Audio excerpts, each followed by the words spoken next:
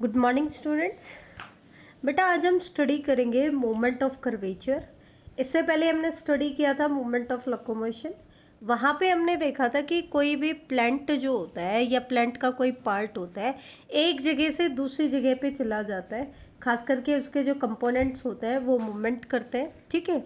लेकिन movement of curvature किसके case में होती है? हायर प्लांट्स के केस में, क्योंकि हायर प्लांट्स जो होते हैं वो फिक्स्ड होते हैं और क्योंकि वो फिक्स होते हैं तो उनके अंदर जो मूवमेंट्स होती हैं रेस्ट्रिक्टेड होती हैं, वो उनकी तरह लोकोमोशन नहीं कर सकते। इनमें सिर्फ बेंडिंग या कर्वेचर टाइप ऑफ मूवमेंट्स होती हैं, तो ऐसी मूवमेंट्स को हम कहते हैं मूवमेंट ऑफ कर्वेचर। अब मूवमेंट ऑफ कर्वेचर को हम दो कैटेगरी में डिवाइड करते हैं बेटा। एक तो होती है टर्गर मूवमेंट और दूसरी होती है ग्रोथ मूवमेंट। टर्गर मूवमेंट नाम से ही पता चल रहा है कि हो तो रही है आपकी बेंडिंग या कर्वेचर, लेकिन उस बेंडिंग या कर्वेचर के लिए रिस्पॉन्सिबल कौन है? Turgor pressure. कौन रिस्पॉन्सिबल है बेटा? टर्गर प्रेशर रिस्पॉन्सिबल है, ठीक है। टर्गर मूवमेंट्स को हम वेरिएशन मूवमेंट्स भी कहते हैं, क्योंकि इसमें चेंज आ रहा है। किस में चेंज आ रहा है? टर्गर प्रेशर में चेंज आ रहा है बेटा। अब क्योंकि टर्जिडिटी में जो चेंज होता है, या तो सेल वाटर को गेन करती है तो वो स्वेलअप हो जाती है, वाटर को लॉस करती है तो श्रिंक हो जाती है। तो ये जो इवेंट होते हैं ये रिवर्सिबल होते हैं, रिवर्स हो जाता है। जबकि जो ग्रोथ मूवमेंट होती है दे आर परमानेंट मूवमेंट, क्योंकि वो इरिवर्सिबल हो जाती है। अगर कोई भी प्लांट का पार्ट एक बार ग्रोथ कर जाता है तो हम उसको रिवर्स नहीं कर सकते, इसलिए जो ग्रोथ मूवमेंट होती है वो इरिवर्सिबल होती है, जबकि टर्गर मूवमेंट कैसी होती है? रिवर्सिबल होती है। अब टर्गर मूवमेंट्स में टर्जिडिटी चेंज होती है, यहाँ पर ग्रोथ नहीं करता है प्लांट का पार्ट, इसलिए हम कहते हैं कि turgor movements are independent of growth. जबकि ग्रोथ मूवमेंट क्या करती है? ग्रोथ करती है, तो they are dependent on growth. In turgor movement there is change in orientation of plant part due to change in turgor pressure। ये point बड़ा important है। यहाँ पर जो भी ओरिएंटेशन में चेंज आता है, जो भी मूवमेंट या कर्वेचर या बेंडिंग होती है, उसके लिए रिस्पॉन्सिबल कौन होता है? टर्गर प्रेशर रिस्पॉन्सिबल होता है। अब हम बात करती है मूवमेंट ऑफ कर्वेचर के टाइप्स, ठीक है। तो टर्गर मूवमेंट और ग्रोथ मूवमेंट। अब हम देख लेते हैं टर्गर मूवमेंट्स के बारे में। तो इसको भी हम फर्दर दो कैटेगरी में डिवाइड करेंगे, ऑटोनॉमिक एंड पैराटोनिक। ऑटोनॉमिक जो टर्गर मूवमेंट होती है, ऑटोनॉमिक का मतलब होता है स्पॉन्टेनियस। स्पॉन्टेनियस क्यों होती है ये हम पहले भी डिस्कस कर चुके हैं, क्योंकि यहाँ पर जो स्टिमुलाई चाहिए होता है वो क्या होता है? एक इंट्रिंसिक फैक्टर होता है बेटा। लेकिन चेंज यहाँ पे क्या है? ये जो इंट्रिंसिक फैक्टर होता है it is responsible for causing change in turgidity. ये जो इंट्रिंसिक फैक्टर होता है इसी की वजह से प्लांट में क्या होता है? टर्जिडिटी में चेंज आता है, ठीक है। तो ये जो फैक्टर होता है ये टर्गर मूवमेंट करा रहा है, जबकि पैराटोनिक में इस टर्गर मूवमेंट के लिए जो चीज़ रिस्पॉन्सिबल होती है वो होता है उसका एक्सटर्नल फैक्टर। ऑटोनॉमिक में इंटरनल फैक्टर रिस्पॉन्सिबल होता है, पैराटोनिक में एक्सटर्नल फैक्टर होता है। अब ऑटोनॉमिक में क्योंकि इंटरनल इंट्रिंसिक फैक्टर होता है तो उसको किसी एक्सटर्नल स्टिमुलाई के ऊपर डिपेंड रहने की ज़रूरत नहीं है, क्योंकि जो इंट्रिंसिक है वो तो उसके पास है ही, तो ये स्पॉन्टेनियसली होती रहती है। जबकि पैराटोनिक मूवमेंट इंड्यूस्ड होती है, ये सिर्फ तभी होती हैं जब प्लांट को एक्सटर्नल फैक्टर अवेलेबल होता है, अदरवाइज नहीं होती हैं। अगर हम ऑटोनॉमिक मूवमेंट की बात करें तो ऑटोनॉमिक जो मूवमेंट होती हैं ये हमें दिखाई देती है टेलीग्राफ प्लांट में, जिसको हम डेस्मोडियम गाइडेंस भी कहते हैं, ठीक है। इसके पास क्या होता है बेटा? एक तो होती है इसके पास टर्मिनल लीफ और दो होते हैं लेटरल लीफ। तो इसके जो दो लेटरल लीफ होते हैं दे show jerky rise and fall. ये जर्की राइज एंड फॉल दिखाई शो करते हैं बेटा। देखो फॉल को मैंने डॉटेड लाइन से दिखाया। डॉटेड लाइन का मतलब क्या है? यही लीफ आगे जाकर के क्या हो जाएंगे? फॉल हो जाएंगे, ठीक है। तो rising and fall, rising and fall ये रिदमिक मूवमेंट होती है। और ये रिदमिक मूवमेंट किस वजह से हो रही है बेटा? टर्गर चेंज की वजह से। किसकी वजह से? Turgor change. कैसे? जब ये लीफ टर्जिड हो जाते हैं, मतलब ये वाटर को गेन कर लेते हैं, तो उस दौरान तो ये क्या हो जाएंगे? राइज हो जाएंगे। और जैसे ही वाटर को लॉस करेंगे दोबारा से नीचे आ जाएंगे। तो 90 डिग्री 180 डिग्री पे मूवमेंट होती है और ईच मूवमेंट जो होती है it gets completed in about 2 minutes. Each movement कितने टाइम में कंप्लीट हो जाती है? 2 मिनट में पूरी हो जाती है। तो यहाँ पर इस जो राइज और फॉल के लिए जो फैक्टर रिस्पॉन्सिबल है ना बेटा, जो टर्जिडिटी कॉज करा रहा है, ये फैक्टर जो होता है, ये फैक्टर होता है इंट्रिंसिक फैक्टर। कैसा फैक्टर होता है? इंट्रिंसिक फैक्टर होता है। कैसा फैक्टर होता है? इंट्रिंसिक फैक्टर होता है। ये चीज़ ध्यान रखना। तो टर्जिड होगी या फ्लैसिड होगी, इसके लिए कोई इंट्रिंसिक फैक्टर है, इसलिए ये ऑटोनॉमिक टर्गर मोमेंट का एक पार्ट है। अब हम बात कर लेते हैं पैराटोनिक टर्गर मूवमेंट। तो पैराटोनिक टर्गर मूवमेंट में हम फर्दर 3 टाइप्स पढ़ेंगे, निक्टिनास्टी या इसको हम स्लीप मूवमेंट्स भी कहते हैं, हाइड्रोनास्टी एंड सीजमोनास्टी। तो एक एक करके हम इसको डिस्कस कर लेते हैं। सबसे पहले हम बात कर लेते हैं निक्टिनास्टी की। तो निक्टिनास्टी या स्लीप मूवमेंट इसको हम क्यों कह रहे हैं बेटा? क्योंकि यहाँ पे जो स्टिमुलाई होता है जिसके लिए प्लांट रिस्पॉन्ड करता है वो एक डायर्नल चेंज होता है। डे नाइट का जो चेंज होता है कि डे में अलग तरीके से रिस्पॉन्स कर रहा है और नाइट में अलग तरीके से रिस्पॉन्स कर रहा है। लेकिन ये जो डायर्नल जो मूवमेंट होती है ये भी टर्गर चेंज की वजह से हो रही है। किसकी वजह से हो रही है? टर्गर चेंज की वजह से। जैसे कि अगर हम बात कर लें किसके बारे में, आपके लेग्यूम्स जो होते हैं, लेग्यूम्स की जो लीव्स होती हैं they gets fold up in night. Night में तो फोल्ड हो जाती हैं एंड ओपन हो जाएंगे डे टाइम में। तो देखो डे टाइम में लीव्स ओपन हो रहे हैं, नाइट में फोल्ड हो रहे हैं। तो डे और नाइट में अलग अलग रिस्पॉन्स आ रहा है। और ये ओपनिंग एंड फोल्डिंग जो हो रही है ये किसकी वजह से आ रही है? टर्गर चेंज की वजह से आ रही है। इसका मतलब ये टर्गर मूवमेंट है, वेरिएशन मूवमेंट है। और ये वेरिएशन किस वजह से आ रही है? डायर्नल चेंज की वजह से आ रही है। डे नाइट का जो चेंज हो रहा है उसकी वजह से आ रही है। इसलिए ऐसी मूवमेंट को हम क्या बोलेंगे? निक्टिनास्टी और स्लीप मूवमेंट। नेक्स्ट मूवमेंट हम लेते हैं हाइड्रोनास्टी। हाइड्रो वर्ड बेटा किसके लिए होता है? हाइड्रो वर्ड होता है वाटर के लिए। इसका मतलब होगा तो यहाँ पे भी टर्गर चेंज ही होगा, लेकिन उस टर्गर चेंज के लिए रिस्पॉन्सिबल कौन है? वाटर की अवेलेबिलिटी। एक तो वाटर लेस क्वांटिटी में अवेलेबल हो या डेफिशिएंट हो, एक वाटर सफिशिएंट क्वांटिटी में अवेलेबल हो। तो ज़्यादातर जो ग्रासेस के लीव्स होते हैं वो क्या करते हैं बेटा? ड्रॉट कंडीशंस में फोल्ड हो जाते हैं। और जब उनको सफिशिएंट वाटर मिलता है तो लीव क्या हो जाते हैं? ओपन हो जाते हैं। ड्रॉट कंडीशंस में क्या हो जाएंगे बेटा? फोल्ड हो जाते हैं। और जब सफिशिएंट अमाउंट में वाटर मिलता है तो लीफ क्या हो जाता है? ओपन हो जाते हैं। तो यहाँ पर जो टर्गर चेंज आ रहा है वो वाटर की अवेलेबिलिटी के ऊपर डिपेंड करता है। तो ये मूवमेंट कहलाती है हाइड्रोनास्टी। अब नेक्स्ट मूवमेंट हम ले रहे हैं, बड़ी इंपॉर्टेंट मूवमेंट है, सीजमोनास्टी। बेटा सीजमोनास्टी को हम थिग्मोनास्टी या हेप्टोनास्टी भी बोलते हैं, लेकिन इसमें थोड़ा सा डिफरेंस होता है। क्या डिफरेंस होता है ये देख लो। हेप्टोनास्टी हम कब बोलते हैं? जब आपका स्टिमुलाई जो होता है ना, वो स्टिमुलाई क्या होता है? टच होता है। मतलब प्लांट रिस्पॉन्ड किसको कर रहा है? टच को रिस्पॉन्ड कर रहा है। तो उस केस में तो जो मूवमेंट होती है यहाँ पे टर्गर मूवमेंट हो रही है, ये जो टर्गर चेंज आ रहा है ये टच की वजह से आ रहा है, तब तो पर्टिकुलरली हम कहते हैं हेप्टोनास्टी। ठीक है। लेकिन अगर यही रिस्पॉन्स शॉक या इंजरी की वजह से आता है तब हम पर्टिकुलरली इसको क्या कहते हैं? सीजमोनास्टी कहते हैं। थिग्मो वर्ड किसके लिए होता है बेटा? टच के लिए होता है। नास्टी मूवमेंट अगर हमने ऐड कर दिया, नास्टी का मतलब क्या होता है कि ये जो मूवमेंट हो रही है ये पैराटोनिक मूवमेंट है। यहाँ पे कुछ नास्टिक मूवमेंट आपकी ऑटोनॉमिक भी होती है, हम आगे पढ़ेंगे। यहाँ पर जो पैराटोनिक मूवमेंट है वो टर्गर मूवमेंट है। आगे हम देखेंगे कि कुछ नास्टिक मूवमेंट जो है वो आपकी ग्रोथ मूवमेंट भी होती हैं। तो ध्यान रखना, नास्टिक में आपकी टर्गर मूवमेंट भी मिलती हैं, ग्रोथ मूवमेंट भी मिलती हैं, ऑटोनॉमिक भी होती हैं, पैराटोनिक भी होती हैं। लेकिन जब आपने पर्टिकुलरली बोल दिया थिग्मोनास्टी या सीजमोनास्टी, तो दैट मीन्स ये टर्गर मूवमेंट है और टर्गर में भी कैसी है? पैराटोनिक मूवमेंट है। ये चीज़ आप ध्यान रखना।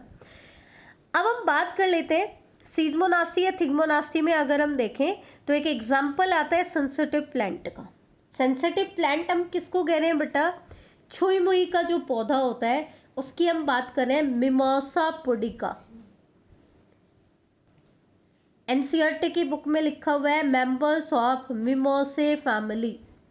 ठीक है बेटा, साथ में लिखा हुआ है आपका टच मी नॉट प्लांट, इसको हम टच मी नॉट प्लांट भी कहते हैं। ठीक है, इसी को हम क्या कहते हैं? छुई मुई भी कहते हैं। तो बेटा ये जो प्लांट रिस्पोंड करता है किसी भी स्टिमुलाई को, खास करके टच को या शॉक को या इंजरी को, तो ये जो इसके लिए जो रिस्पॉन्स करता है वो क्विकेस्ट रिस्पॉन्स होता है किसी भी प्लांट का। ठीक है, तो ये क्विकेस्ट रिस्पॉन्स बहुत इमीडिएटली रिस्पॉन्ड कर जाता है, बहुत तुरंत रिस्पॉन्स देता है। तो कैसे देता है वो हम बात कर लेते हैं, क्या इसका प्रोसीजर होता है। बेटा जब भी हम किसी मोमेंट की बात करते हैं, किसी स्टिमुलाई की बात करते हैं, तो कुछ बेसिक चीज़ें आती हैं जो हमें पता होना चाहिए कि ये जो मूवमेंट कर रहे हैं, क्योंकि इसको हम डिटेल में ले रहे हैं, तो सबसे पहले हमें पता होना चाहिए कि यहाँ पे स्टिमुलाई क्या है। दूसरी चीज़ हमें पता होना चाहिए परसेप्टिव पार्ट क्या है या रिसेप्टिव पार्ट कौन सा है जो स्टिमुलाई को रिसीव करेगा। तीसरी चीज़ हमें पता होनी चाहिए कि इसका रिस्पॉन्सिव पार्ट क्या है जो रिस्पॉन्ड करेगा, और प्रोसीजर क्या है। तो वो मैं बता दूं, अगर हम छुई मुई की बात करें तो इसके केस में स्टिमुलाई क्या हो सकता है? टच भी हो सकता है, जैसे जनरली हम टच की ही बात करते हैं, या फिर कोई इंजरी भी हो सकती है, या फिर कोई अदर शॉक भी हो सकता है, इवन कई बार रेन भी हो जाता है। ठीक है, तो ये जो टच, इंजरी या दूसरे शॉक है, ये किसका काम करेंगे? स्टिमुलाई का। ठीक है, फिर रिसेप्टिव पार्ट कौन सा है? छुई मुई का कौन सा पार्ट है जो स्टिमुलाई को रिसीव करेगा? तो it may be any part of the leaf. इसके लीफ का कोई भी पार्ट हो सकता है, हम कहीं पे भी लीफ को टच कर सकते हैं। लेकिन अगर हम बात करें इसके रिसेप्टिव पार्ट की, तो इसके रिसेप्टिव पार्ट में मेनली क्या आता है बेटा? हम कहेंगे कि इसका पिन्यूल्स आते हैं, पिन्ने आते हैं इसके, और इसका लीफ बेस आता है जो क्या करेगा? रिस्पोंड करेगा। हमने देखा होगा जैसे ही हम छुई मुई के पौधे को लीफ के ऊपर टच करते हैं, लीफ ड्रॉपिंग शो करते हैं और साथ में फोल्ड भी हो जाते हैं। तो ये जो फोल्डिंग और ड्रॉपिंग मूवमेंट होती है, ये किस वजह से आ रही है? कौन सा पार्ट इसका रिस्पॉन्ड कर रहा है? इसके जो पिन्यूल्स हैं और इसका जो लीफ बेस है, वो क्या करते हैं? इसको रिस्पॉन्ड करते हैं। अब होता क्या है बेटा? सबसे पहले मैकेनिज्म देखो। सबसे पहले प्लांट क्या करता है? स्टिमुलाई को रिसीव करता है। स्टिमुलाई को क्या करेगा? रिसीव करेगा। अब स्टिमुलाई को रिसीव कौन करता है? इसका रिसेप्टिव पार्ट, वो हमने पढ़ ली है। ठीक है, फिर रिसेप्टिव पार्ट को क्या करना है? इस मैसेज को कन्वे करना है, किसको? रिस्पॉन्सिव पार्ट को। अब क्वेश्चन क्या आता है कि रिस्पॉन्सिव पार्ट को, इस मैसेज को कन्वे कैसे करे? तो जो भी इसने मैसेज रिसीव किया है, ये क्या करेगा? उस मैसेज को कन्वर्ट करेगा या तो इलेक्ट्रोकेमिकल पोटेंशियल में,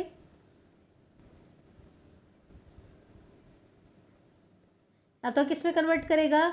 इलेक्ट्रोकेमिकल पोटेंशियल या इलेक्ट्रिक पोटेंशियल भी कह सकते हैं, उसमें कन्वर्ट कर देगा, या फिर एक केमिकल में कन्वर्ट कर देगा जिसको हम कहते हैं टर्गोरिन। टर्गोरिन क्यों कह रहे हैं? क्योंकि ये टर्गर चेंज कराएगा। एनसीईआरटी क्या कह रही है कि ये जो प्लांट होता है ये इलेक्ट्रिकल केमिकल मीन्स को यूज करता है। यही बात होगी, इलेक्ट्रिकल केमिकल मीन्स को यूज कर रहा है to convey the message from receptive part to responsive part. मैं दोबारा रिपीट कर देती हूँ जो मैंने प्रोसीजर बताया, ध्यान से देखना। एनसीईआरटी क्या कहना चाह रही है कि सबसे पहले हमने स्टिमुलाई दिया, जैसे टच का या कोई शॉक या कोई इंजरी, तो स्टिमुलाई को रिसीव कौन करता है?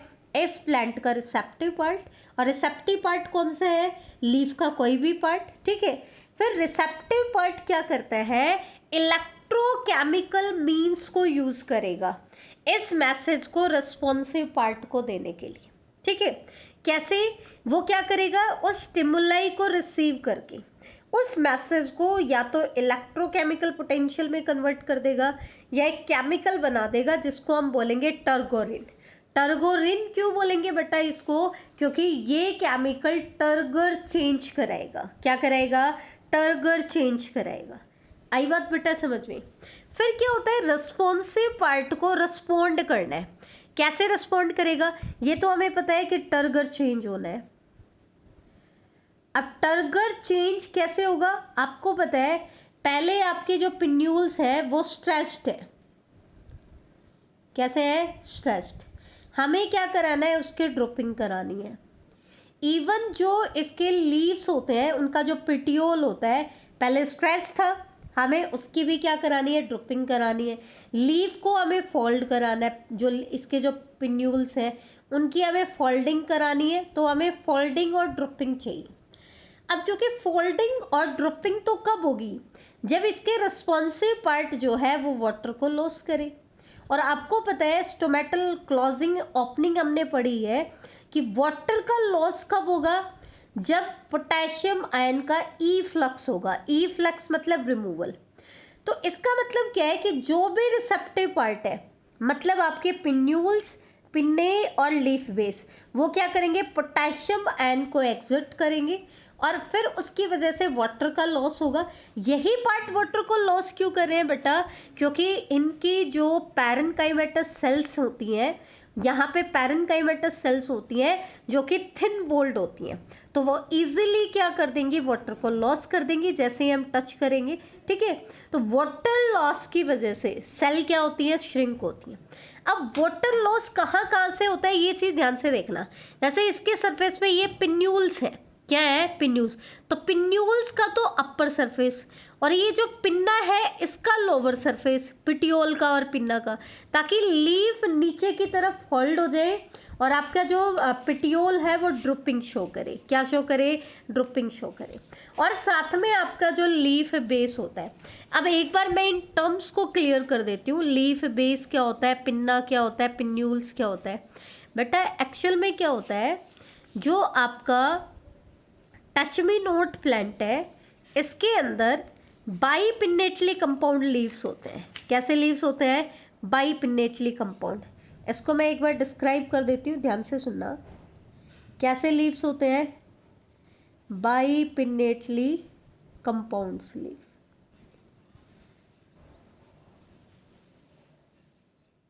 एक चीज़ तो मैं आपको बता दूँ, कोई भी लीफ जो होता है ना, उसमें बेसिकली 3 पार्ट होते हैं।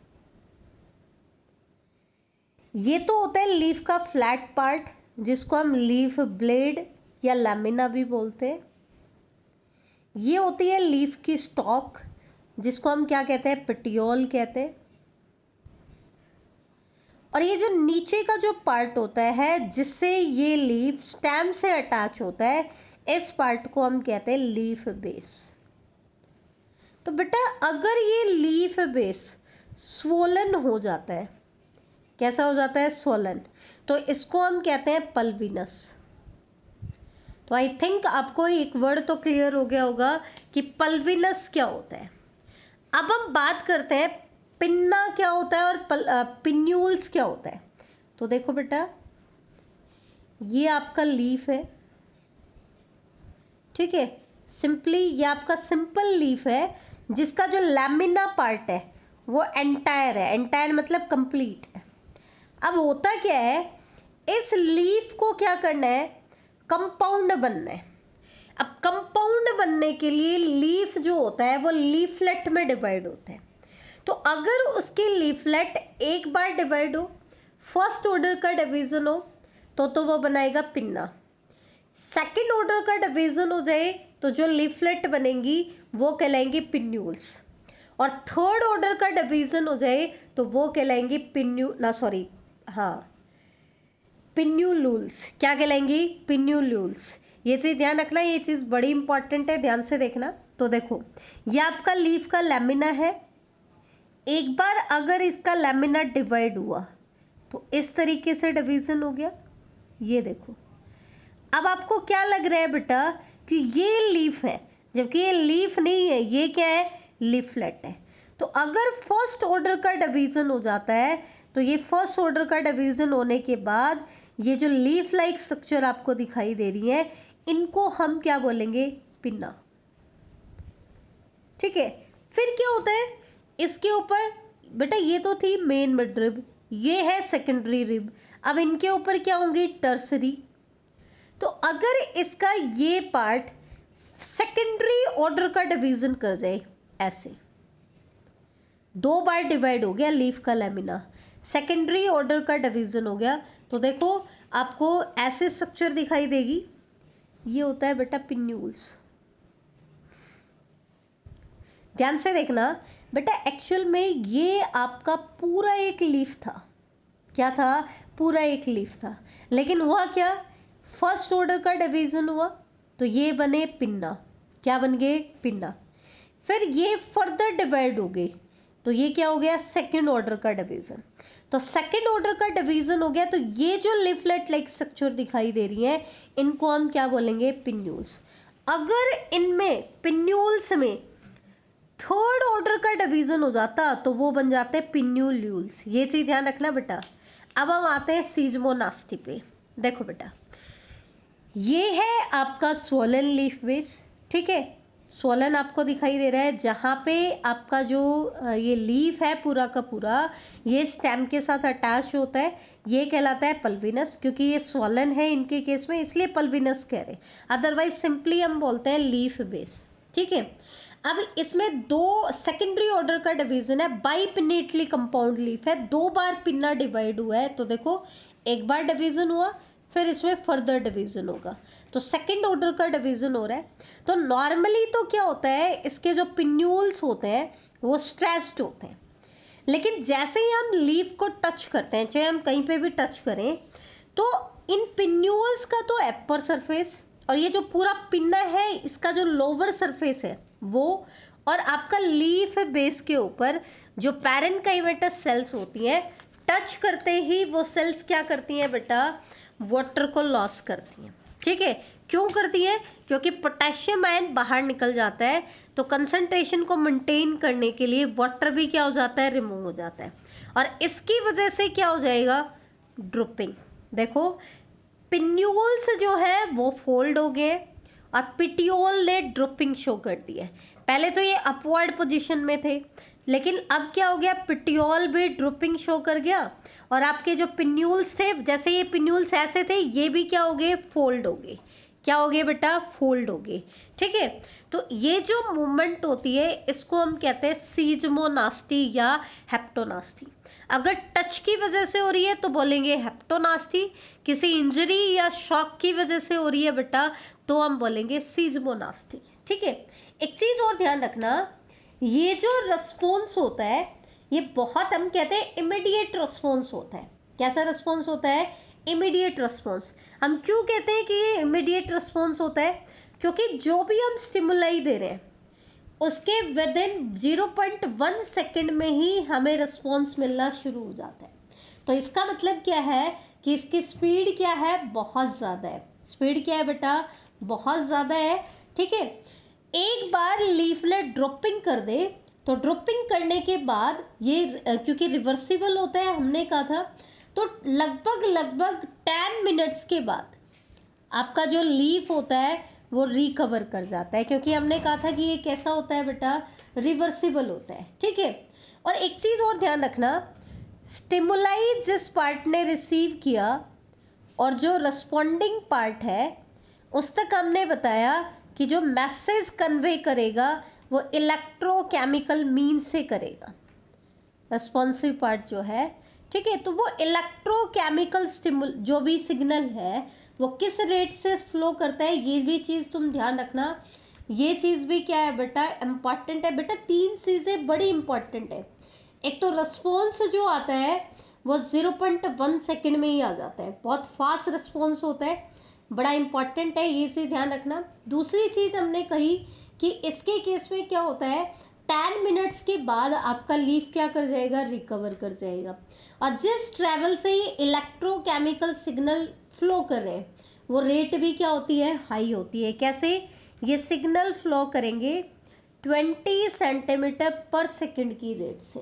किसे बेटा, 20 सेंटीमीटर पर सेकंड की रेट से फ्लो करेंगे। तो ये था आपका सिज्मोनास्टी मूवमेंट। एक बार मैं एनसीईआरटी के पॉइंट्स और बता देती हूँ। एनसीईआरटी कौन कौन से पॉइंट बता रही है इसके बारे में, कि इनके केस में जो प्लांट होता है वो इलेक्ट्रोकेमिकल मीन्स को यूज़ करता है। ये इसका पहला पॉइंट था, हम बता चुके हैं। दूसरा पॉइंट क्या था कि जो लीव्स होते हैं सेंसिटिव प्लांट किसको कह रहा है बेटा, टच मी नॉट प्लांट को कह रहा है। दे मूव वेरी क्विकली, ये तो हमने बता ही दिया, बहुत क्विकली मूव करते हैं, 0.1 सेकेंड में इनका रिस्पॉन्स आ जाता है। ये एनसीईआरटी बता रही है कि वेरी क्विकली मूव करते हैं, लेकिन टाइम नहीं दिया, ठीक है।